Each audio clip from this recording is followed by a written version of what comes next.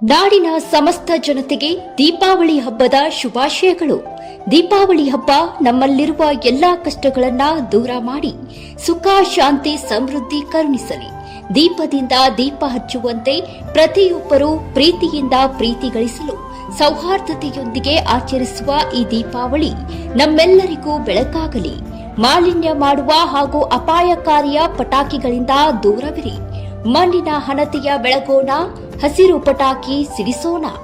ಮತ್ತೊಮ್ಮೆ ಎಲ್ಲರಿಗೂ ದೀಪಾವಳಿಯ ಶುಭಾಶಯಗಳು. ಶುಭ ಕೋರುವವರು ಸನ್ಮಾನ್ಯ ಶ್ರೀ ಎನ್ಎಸ್ ಬೋಸರಾಜು, ಮಾನ್ಯ ಸಣ್ಣ ನೀರಾವರಿ ಹಾಗೂ ವಿಜ್ಞಾನ ತಂತ್ರಜ್ಞಾನ ಇಲಾಖೆ ಸಚಿವರು, ಕರ್ನಾಟಕ ಸರ್ಕಾರ, ಹಾಗೂ ಶ್ರೀ ರವಿ ಬೋಸರಾಜು, ಹಿಂದುಳಿದ ವರ್ಗಗಳ ನಾಯಕರು, ರಾಜ್ಯ ಕಾಂಗ್ರೆಸ್ ಯುವ ಮುಖಂಡರು, ರಾಯಚೂರು.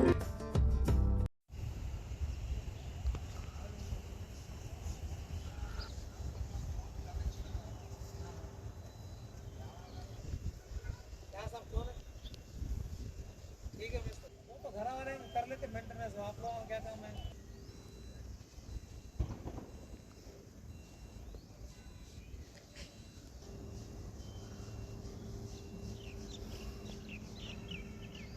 सेट ಸಮೀಪದ ಮನ್ಸ್ಲಾಪುರದ ಕಡೆಯಿಂದ ನಗರಕ್ಕೆ ಬರುತ್ತಿದ್ದ ಲಾರಿಯೊಂದು ದಾರಿ ತಪ್ಪಿ ಮೆಕ್ಕಾ ಮದೀನಾ ಲೇಔಟ್ ಕಡೆ ನುಗ್ಗಿದೆ. ಲೋಡ್ ಆಗಿದ್ದ ಲಾರಿಗೆ ವಿದ್ಯುತ್ ತಂತಿಗಳು ಸಿಲುಕಿರುವುದರಿಂದ ಚಾಲಕ ಗಮನಿಸದಿರುವುದರಿಂದ ವಿದ್ಯುತ್ ತಂತಿಗಳು ತುಂಡಾಗಿದ್ದು ಅಲ್ಪ ಪ್ರಮಾಣದಲ್ಲಿ ವಿದ್ಯುತ್ ಕಂಬಗಳಿಗೆ ಹಾನಿಯಾಗಿರುವ ಘಟನೆ ಸೋಮವಾರ ರಾತ್ರಿ ವೇಳೆ ನಡೆದಿದೆ.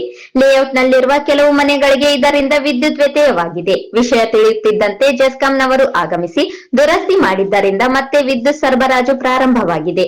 ರಾಜಸ್ಥಾನದಿಂದ ಹೊರಟಿದ್ದ ಲಾರಿ ರಾಯಚೂರು ನಗರದ ಇಂಡಸ್ಟ್ರಿಯಲ್ ಏರಿಯಾ ಕಡೆಗೆ ಪ್ರಯಾಣಿಸುತ್ತಿದ್ದಾಗ ಈ ಘಟನೆ ಸಂಭವಿಸಿದೆ ಎಂದು ಹೇಳಲಾಗಿದೆ.